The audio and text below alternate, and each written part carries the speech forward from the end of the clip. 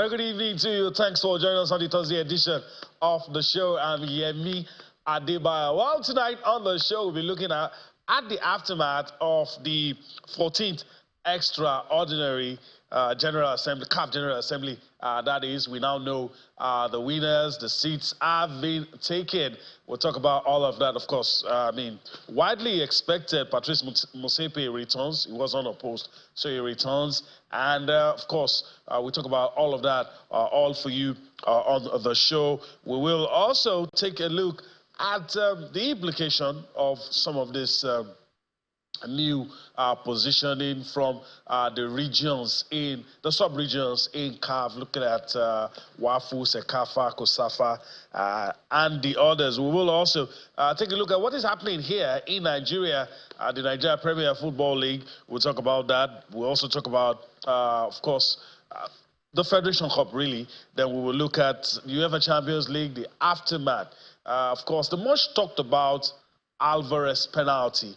We'll talk about that. Julian Alvarez penalty is dividing opinion across the globe. We'll talk about it. We have someone in the house who will give us his opinion on that. And I do hope that we have time to look at all the angles. Then a slice of boxing.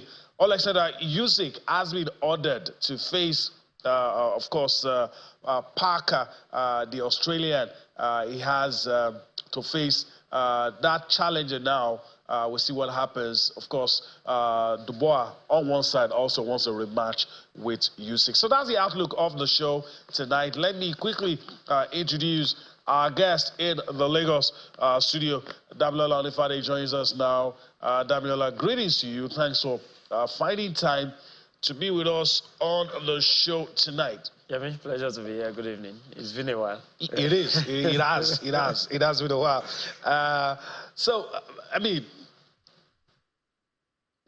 What do you make of everything that transpired? We can look at it in so many ways. We can look at it from the Nigerian angle. We can do an overview. Some very, very strong names, big names in African football, made it back on the FIFA Council. And some will say it's no surprise that our man, Pinnick, losing by just one vote, was very, very close. It was keenly contested. Of course, we'll hear a lot of stories later on. But what do you make of everything, especially Patrice Motsepe? I mean, we knew there wasn't going to be any trouble, so... There wasn't going to be any trouble for Motsepe because I think from where CAF was coming from 4 years ago, is it 4 years now, 5 years? 4 years ago, I think he has done reasonably well. CAF was almost going backwards when he came on board, and I think he's been able to handle it well. Whether it's his influence or not, the last AFCON financially was one of the most successful in recent time, if not ever. True. I'm trying to be careful. If not ever. I think it outdid even the Euros in terms of global view for the first time. Yes. And that's on record. He mentioned himself yesterday, and I think that's also correct, that at the time he came on board, about 32 African nations don't even have a good enough facility to play home matches. Now that number has scaled down to about 12. Even though you also mentioned that some of those numbers, particularly in Nigeria, for example, we only have one that we do. But that's our problem. It's not a Motsepe problem. What Motsepe will get credit for is that the lesser rich, if you permit me to use that word, African nations have been supported, and there's something reasonable. You know, before you go on, before we look at the constitution, the composition of the new, the guys who won the seats on the CAF, and of course on the FIFA Council. This accusation of CAF now being an appendage of FIFA has been on for a while. You see us doing anything, and you see this man in your picture, Gianni Infantino, always there. FIFA sneezes, CAF catches the cold. Do you think it's good for Africa? About being good is relative, the truth is, African football is not at that level that it can stand alone yet. Let's be honest with ourselves. What's the worth of our competition? What's the total income of CAF? The biggest deal CAF has ever signed was the deal with Lagardère that the former Ahmad Ahmad even council got just £1 billion, $1 billion at the time. And that wasn't a one-year deal. That was over a stretch of a period. So the African game is still developing. I think we've not done well over the years to really develop the game. Chief Onibude, we said, what we've done mostly in Africa and to some extension Nigeria is that we've promoted the sport, not really necessarily developing it, that's not true. necessarily building 100%. the value system that will attract the kind of investment that we see across the world. And again, you also, like I always say, football cannot operate in isolation. You also have to look at the total economic worth of Africa as a whole, outside of sport. Because sport cannot be bigger than the worth of the continent. So all that will play a role. Maybe there are better ways to manage things so that you don't look like a parastatal of FIFA. Maybe there are better ways. But again, that's also difficult when we know that whoever is the FIFA president tend to have a big interest in Africa, because whether you like it or not, 54 votes is huge. Is huge in Africa. For you, actually, if you can get all the votes in Africa, you probably will be FIFA president. And we're probably still the only ones that vote in bloc.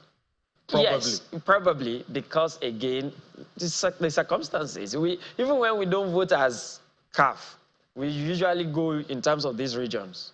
Right. There is the North Africa, there is the West Africa. That's the way we usually operate. Okay, I'm going to go across now.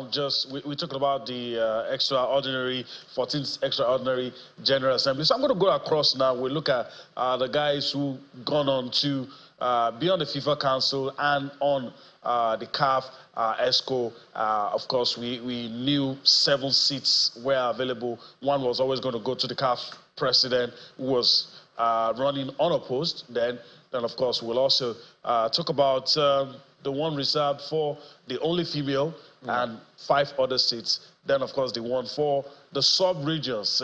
Talking about the CAF ESCO now. ESCO, yeah. Of course, WAFU, COSAFA, SECAFA, and the others. So let me just quickly go across, Damilola, and we look at all this. Of course, we start with the FIFA Council seat. Patrice Motsepe from South Africa, guaranteed. It turned out to be so. From Morocco, Vals Electa, 49 votes. Hani Abu Rida of Egypt, 35 votes. Jibrila Ima Amidou from Niger Republic, 35 votes. Ahmed Yahya from Mauritania, 29 votes. Suleiman Hassan Waberi from Djibouti, of course, got 29 votes. This was where it got tricky. And for the female seat, Kanizat Ibrahim from the Comoros Islands, of course, got 30 votes.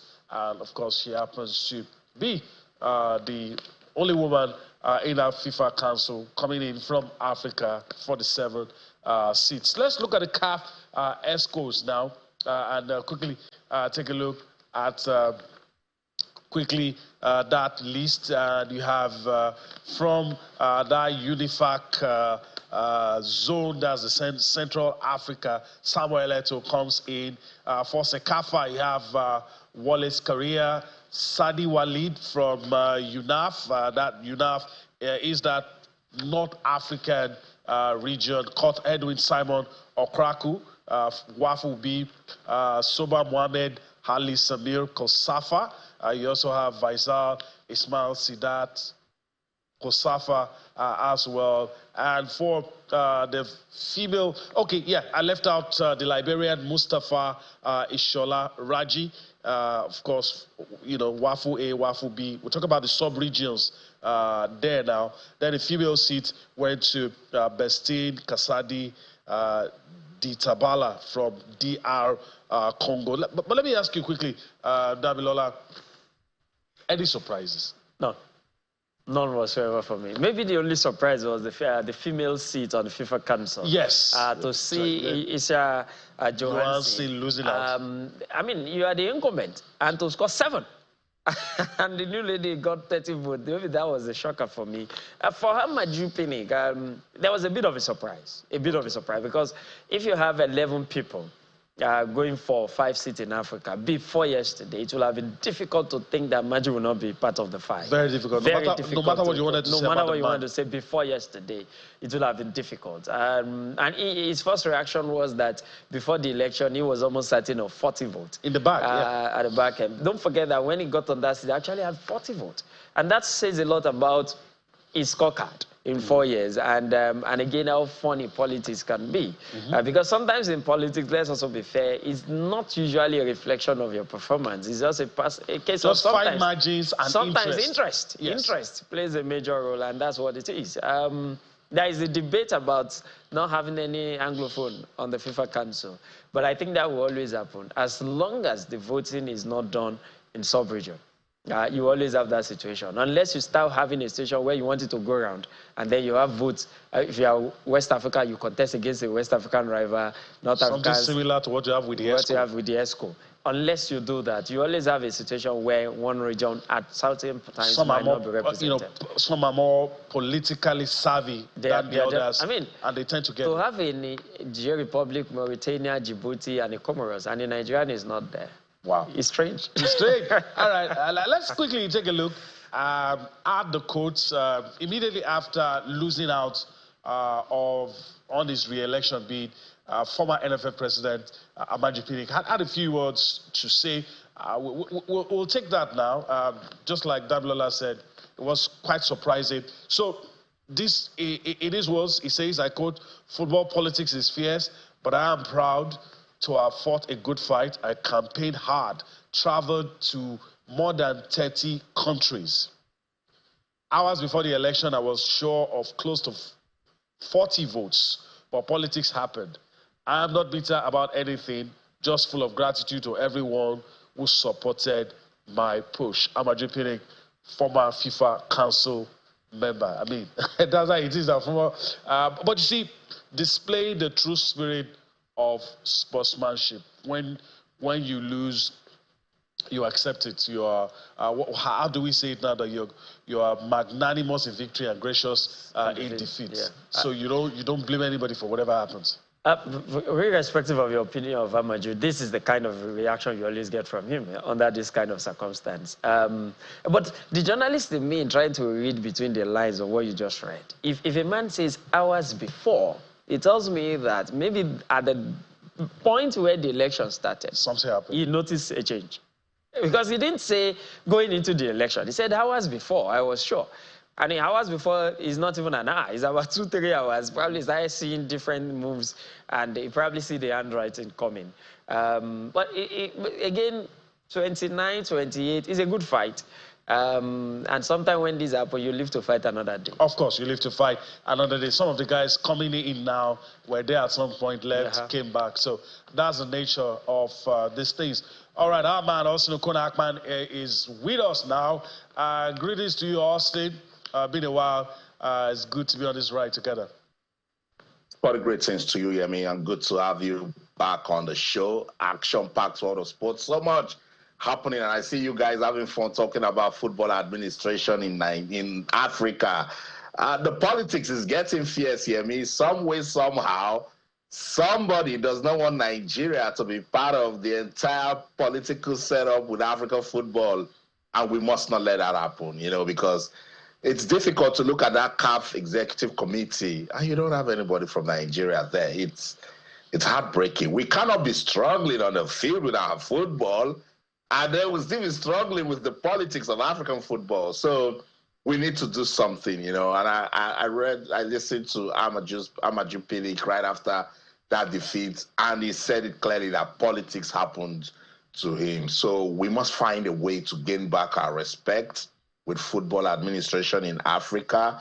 If we're having people from Niger, Benin, Comoros, having a say in the administration of football in Africa, Nigeria should be there, And it breaks my heart. There's something wrong. There's something we're not doing. Why are we not having a seat on the table?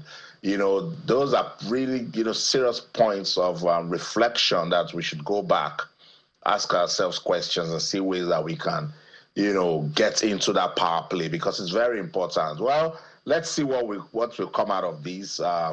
maybe Patrice Motsepe will find, a position for Amadou Pinnick, because I know that they are very close friends. And of course, Gianni Infantino, appreciates Amadou's loyalty and service to everything that he has done for FIFA. So I just feel, elections or not, Nigeria must have a place when we're talking about football policies, implementation, execution, formulation, whatever we're doing as regards the development of football in Africa.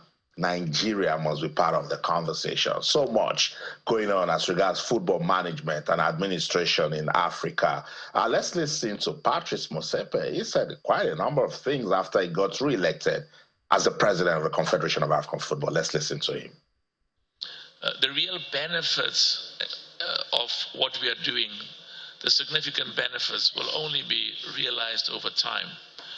And so we recognize that there are certain things we have to do now to encourage everybody to see the progress and to double the money, the allowances, the contributions, the financial contributions that CAF gives to every member association. It's something that is significant, and particularly the poorer nations and the poorer football associations are very excited about that, to significantly increase the prize money for all of the competitions, for women, for youth, for the Champions League, for the AFCON, and also to emphasize that we want a substantial amount of that prize money to find its way to the pockets of the players. On Monday, I had all of the 54 member association presidents, and I asked them, tell me, what would you like us to do that we are not doing?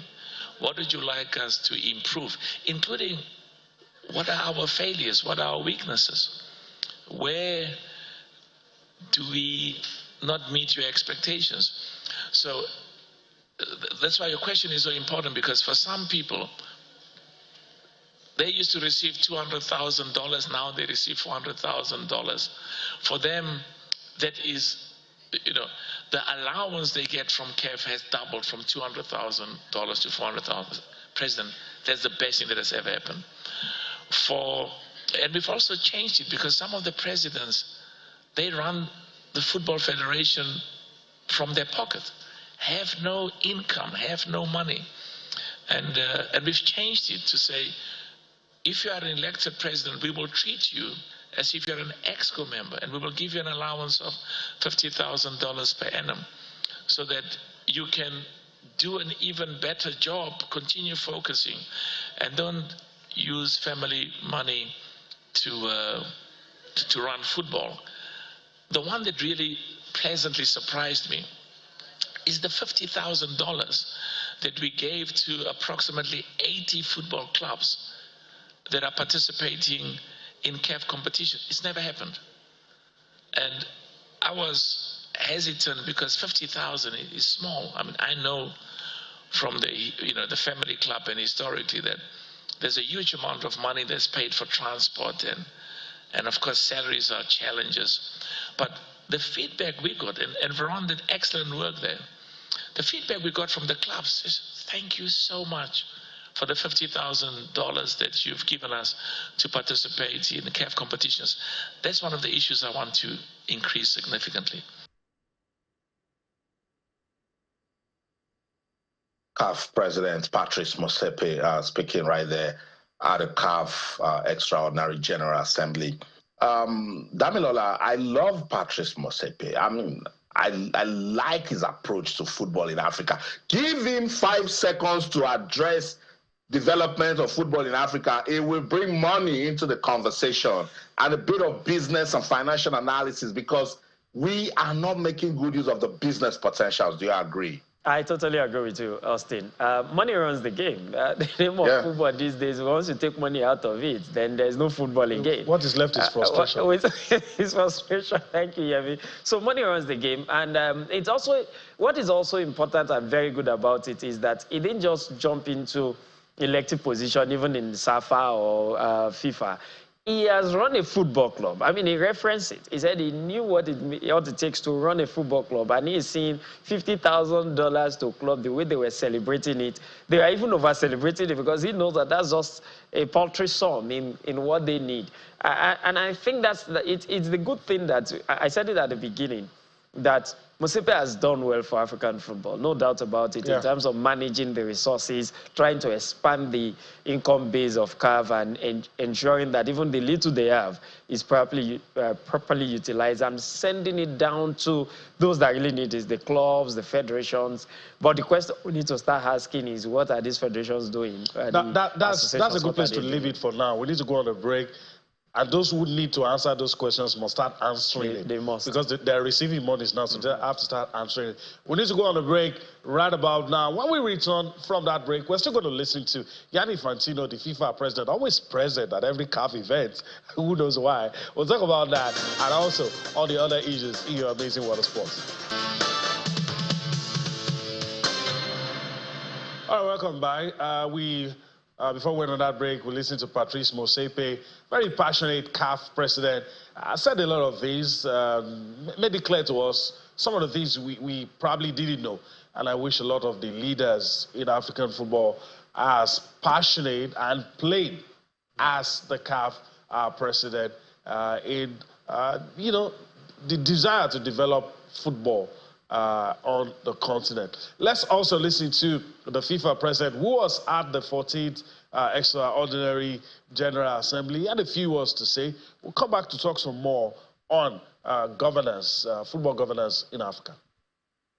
As you know, we have been able to increase substantially the forward program, the solidarity contribution for all of you. We moved them from where they were some years ago at $250,000 a year to over $2 million, that there will be 147 African players playing in the FIFA Club World Cup this year.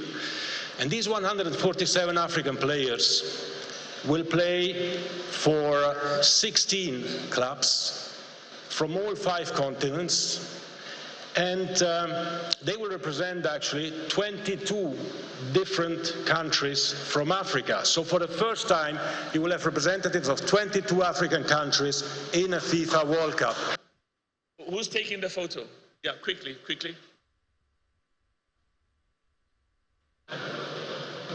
Some funny conversations going on in the studio. Maybe some other time we talk about it. But, Dablola, before we yield back to Austin, I'm a bit scared because this conversation might go sideways. Even though we're beginning to sound like broken record, questions need to be answered. We live in a part of the world where people don't answer questions. They tell you what they want to tell you. You understand? But you see the CAF president will come out, we have done this, we have done this. FIFA president comes out, we've done this, we've done this. But it doesn't trickle down. People don't. We signed a deal. What are the details of the deal? Nobody's going to tell you anything. There is, when you sign a deal, there is always what they used to answer you. There is a clause of non-disclosure clause that will make. But then, if you have a deal and you cannot disclose, what about the ones you get from CAF, you get from FIFA? How did you spread it? And I think there is also a responsibility on FIFA and CAF that when you give federations, national associations money, you must make them account for it. All right. For what purpose you give them the money, they must account for it. Because if you also give somebody money and you are not asking for accountability, you are corrupt yourself. I think there is a problem with you as well. All right. We need to move on. We have to resist the temptation to delve into other matters that we didn't plan for tonight. So let's move on. Let's come back home now and talk about the President Federation Cup and talk about the round of 64. In a bit, I'll go across the screen. Our focus is on the top flight teams that are in that competition. But of course, you know the nature of this competition. It is, of course, a competition where, of course, upsets happen. And so we'll see whether or not there will be. But I'll go across now and, of course, talk about the round of 64, reel out the fixtures all for you. All right? Of course, special focus on some of the teams in the top flight. El Kanami Warriors up against Salmon Ben FC. The Aba Elephants and Iba up against El Shama FC. Casina United up against Green Beret. Nasarawa United up against Flight FC. Bayelsa United up against EFCC FC. There will be no arrest. There is just football. Shooting Stars will take on Sanfora United. Korodu City will take on Sunshine Stars under 19. Rivers United will take on Barao FC. So this is one of the fixtures for the round of 64. Aqua United take on Kabi United. Lobby Stars take on Discovery Talent. Kwara United take on Sinojo FC. Sunshine Stars will take on FC Bako. Plateau United will take on Audianen FC. Bedell Insurance will take Dandidi Babes. Heartland will take on CP Strikers. Rangers International will take on Kano Pillars. Of course, that will be an interesting one. All right. So let's switch gears now and talk about the ladies. Of course, fixtures involving the NWFL Premiership teams. Rivers Angels up against Moje Queens. Remo Stars Lady up against Plateau United Queens. Dana's Ladies up against GP World. Delta Queens will take on Jacqueline Angels. Ibom Angels take on Sporting Angels. Heartland Queens will take on Crystal Stars. Edo Queens up against Kada Queens. These are some of the interesting fixtures that you will come across in the round of 32 for the women, round of 64 for the men. All right. So, I mean, Austin, interesting fixtures. Okay, well, some of these fixtures still there. Delta Babes up against Mighty Jets, Mata. Nazara Amazons up against Kwara Ladies. Bayelsa Queens up against Niger Retail. Sunshine Queens up against Casmog Ladies. Adamawa Queens up against Unification Ladies. Interesting fixtures all around us. Austin, your thoughts on this one? I know in this kind of competitions, pedigree counts for little because anything can happen.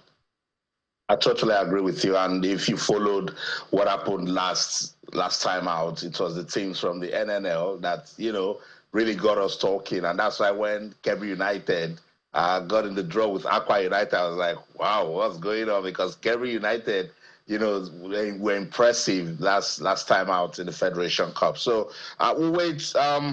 We start wondering why we're seeing Rangers versus Kano Pillars at the stage of the draw, but hey, that's what the draw has given to us in the round of 64. I also see interesting fixtures there. Sinosha FC, remember, Yemi, I think about 5-6 years ago, they really got us talking with the President Federation Cup. So let's see if they can do the same thing this time around. I look at the draw. They really, pitch Premier League teams, MPFL teams together, aside Rangers and Kano Pillars. I think Kwara United, we will have a good one to run with against Sinosha FC, as I mentioned earlier. Rivers United against Barao. Barao is also a very decent team from the north. I see Katsina United versus Green Beret. Green Beret, another team that really gets us talking. Look, this is our own version of the FA Cup. I call it the upset cup. It will definitely get us talking. And I'm sure, Damilola, when you looked at the fixture, even with the ladies, there's so much, to look forward to in this year's President's Federation Cup. So much to look forward to, particularly with the fact that you have most of the big teams playing the lesser-known clubs. So the possibility of having loads of upsets is actually there in this particular game. And the one that, like you mentioned, a major highlight is the Rangers versus Kano Pillars game. I wish that was much later in the competition. But what it means is that one of these big boys will not be going to the round of 32. We look forward to a very good competition, but I must add that the NFF is not doing justice to what should be our flagship competitions in this competition in this country. This is the oldest football competition, and I don't think we are treating it as such, and that's, to me, is a bit shameful. All right. In terms of publicity, in terms of a lot of angles. Almost everything. Almost everything. We need to do more. All right, still talking about football on the domestic scene. We're going to Akwa Ibom just about now. We'll remain here, but we'll go to Akwa Ibom. I think what was happening in Akwa Ibom. Let me allow the man who loves the people from that place talk about it, just for laughs anyway. But Austin, let's talk about what's happening grassroots football right there in Akwa Ibom. I love it, Yemi. And when you said, let's go to Akwa Ibom, for me, I was like, let's go home, you know. We talked about this last week, and I was right there in the studio with Cecilia last week, Thursday, and I was giving big ups to the Akwa Ibom State Football Association for putting together this one that they've called the Akwa Ibom State Secondary School FA Cup, you know. And while I love this one, it wasn't just for the boys in secondary school, it was also for the girls. And they have said they want to use this one to keep that ecosystem busy, to discover and nurture talent. And a big conversation we had out of it was other state AFAs can actually see what they are doing and find ways to emulate, because that's all we can do at that level to keep the grassroots busy. And what happened on the final day, we have our winners, a community comprehensive secondary school, 4 towns, and community secondary school, Akalfort, were crowned champions. For the boys, it was community comprehensive secondary school, 4 towns, and for the girls, it was community secondary school. In the boys' final, community secondary school, 4 towns, emerged victorious with a 1-0 win over Uyo High School. We talked about Uyo High School the last time and how they fought, and then they won via penalties. The only goal of the match came from Kingsley Aaron, who scored in the first half to secure the win for his team. And Damilola, I can't remember if you were in the studio with us for this one, and we said it that for those state FAs that we all went, the only time we hear about them is when they want to come out to vote for the next NFF president and have a desk with book for visitors to sign in. That this sort of competition from primary school to secondary school to the tertiary institutions, they can use it to engage the grassroots so that talent discovery process will keep going, Damilola. Austin, I was here. I was here with you last Thursday in the studio, and we had this conversation. It's really disturbing. The only reason why we talk about grassroots football and we mention the NFF is because the states are not functioning. It's the job of the states to develop. They are closer to the grassroots. They are supposed to develop for the NFF, and then the different leagues. You can now have the feeder team league at the national level. Yeah. But our states are not doing anything. And I particularly mentioned that I don't think we will have an organized grassroots competition until we keep sport into our school curriculum. That's the only way. All right. And that's the only way you can also cut off a cheat at that level. All right. That is very, very true. Okay, let's go to Europe now and talk about the UEFA Champions League. We already know the teams that have booked their place in the quarterfinals and how they will match up, slug it out for a place in the last 4. Let's quickly talk about it, shall we? Arsenal will take on defending champions Real Madrid. Bayern Munich will take on Inter. French money bags, Paris Saint-Germain will take on Aston Villa. Then, of course, Barcelona, the Catalan Giants, will take on Borussia Dortmund. First legs will be played between April 8 and 9. So this is the quarterfinal fixtures for the UEFA Champions League. Well, if you're a lover of football, I would be surprised if you don't know the next team we're going to talk about. I will be very, very surprised. There's a mild controversy going on in the world of football about the double touch in penalties, the rule. Julian Alvarez, Atletico Madrid forward, fell victim of that yesterday. And of course, we're hearing now UEFA, FIFA, and IFAB maybe having a meeting on that issue. It happened, Dablola, in the game, Real Madrid, Atletico Madrid. There was no winner in regulation time. Had to be decided via penalties. Julian Alvarez steps up. Some camera angles, it looked like he slipped. Some show you him touching the ball before playing it. Some said, I've seen both. Some, it looked like he played it without touching it. As a matter of fact, I'm confused. I'm seeing the pictures and I am confused. But I don't want you to be confused as I am. The question I want to ask is, should there be people are saying rules are rules, but should there be an exemption for an unintentional touch? No, when you have exceptions, then you create more confusion than you currently have. So I think rules are rules. And I think the only amendment that should go into that rule is if, for example, the touch he slipped, in my view, and the direction of the ball was not affected. If the touch had affected the flight of the possibly you have the touch and then you turn again. That would have been a rule. But the ball didn't move, but there was a touch, no doubt about that. And I think that's where maybe because the rule was just cast in stone. You cannot touch it twice before you take a penalty. Once you had 2 touches and that's it. And I think the referee applied the rule to the latter, and I don't have a problem with it. Of course, if it happens to be unjust, I mean, I imagine Nigeria playing the AFCON final, and we had such a penalty. Exactly. I probably would not be holding this position. I probably would be looking for something else to describe the referee. let me go to Austin. For the first time, we've seen the VAR playing a major role in deciding something as huge. I mean, Diego Simeone had some choice words for the center referee, and I mean, the opinions are divided. But where do you stand? It's a very painful way to lose a game because if it had gone in, maybe something else could still have happened. But where do you stand in all this controversy? Do you think the meeting between UEFA, IFAB, and FIFA should hold? Because if this happens at the World Cup, I mean, it's going to be the controversy is going to be more than this. And people have actually gone back to the World Cup. You know, I think Lionel Messi had a kick, you know, during one of the games, and it was termed a double kick, you know. But what was pivotal last night was that VAR needed to make a decision, and it did. Let's go. What does the rules say? Because everybody just told, it was unfair, it was this, it was that. And all I'm saying to Alvarez is, this is a very difficult game, and Real Madrid didn't turn up on the night. Atletico, you have a chance to win it. Stay on your feet and kick the ball properly.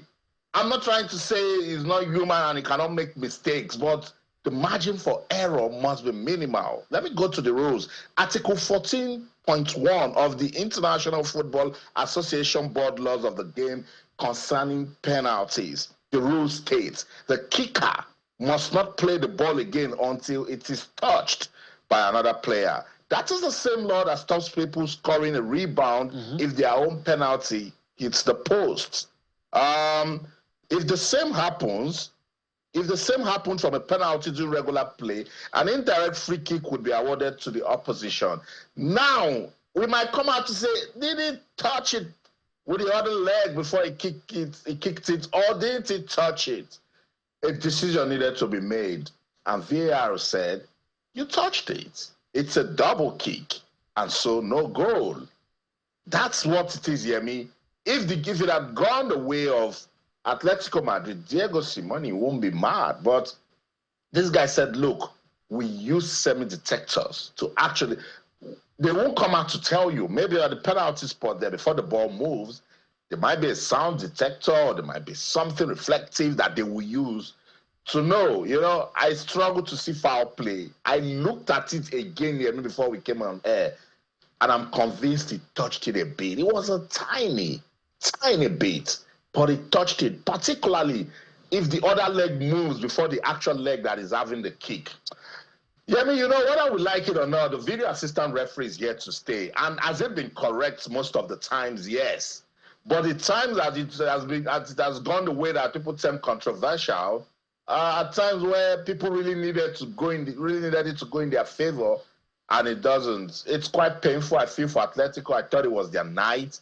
I thought they did just enough to, you know, edge it, but let's go back to the records. They've not beaten Real Madrid when it matters, and so Real Madrid deserves to win it. And they love the UEFA Champions League. I mean, I've told everyone that this is a union made in heaven. And for Vinicius Jr., that has been so good with scoring penalties, for him to miss penalty on the night, and then Atletico cannot go on to win, then football chose Real Madrid. It's as simple as that. All right. Let's quickly talk about the team that will face Real Madrid, Arsenal on the night. They've done the job in the first leg, played a 2-2 draw. A lot of people are already saying, I mean, they should just forget about. I also just said a match made in heaven. But quickly, Arsenal, some say the Champions League is their best chance of winning something. But against Real Madrid, it's going to be tough. And this kind of performance, really, if you're a fan, wouldn't give you much of hope. Arsenal's best chance this season of no more heartbreak is to accept that this season is over. Wow. And I'm being blunt. I mean, you are not going to beat Real Madrid without a striker.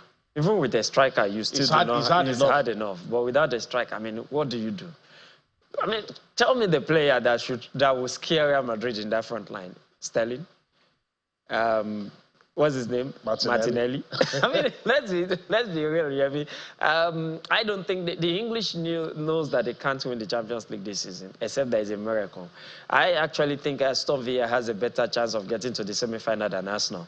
That's true. In my view. I agree. I think this fixture gives Real Madrid an opportunity within the next 1 or 2 weeks before the quarter-final first leg to focus on La Liga. And see if they can claw their way back. That's the level of disrespect for Arsenal. It's not being disrespectful, it's just telling them the reality. Okay, all right. I mean, let's go to Austin. I hope we're going to be able to talk about Alexander Usyk, but Aston Villa, it looks as if they've punched above their weight. Now their manager is going to be facing a team that sacked him once, and we know what this man tends to do with cup competitions. Do you think he'll be able to work the magic, especially now that Damilola is telling us Aston Villa stands a better chance of advancing than the Gunners? I don't know about that, but I actually see Aston Villa, enjoying their run. I think they were really decent, against Club Brugge. They played with intent from the first leg away from home. And in the second leg, they played purposeful football just to crown it up. And Unai, yes, he loves, the cup competitions. But this is the UEFA Champions League, and Aston Villa is making a return after a very long time.